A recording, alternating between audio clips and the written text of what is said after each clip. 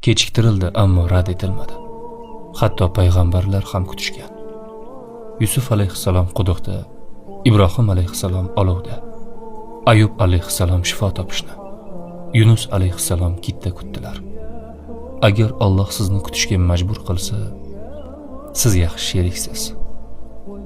Alloh sizga buyuk narsani ko'rsatmoqchi bo'lgani uchun uni kechiktiradi. Sabr toqatingiz mo'jizangizni yanada chiroyli qiladi. Sinov oxirida sizni chiroyli narsalar kutmoqda. Tez orada siz tasavvur qilganingizdan ham ko'proq narsadan baraka topasiz. Agar Alloh sizni kuttirayotgan bo'lsa, so'raganingizdan ko'proq narsani olishga tayyor bo'ling. Kechikishlar hayotning bir qismi. Ko'niking. Hamma narsa sizning rejangiz bo'yicha ketmaydi.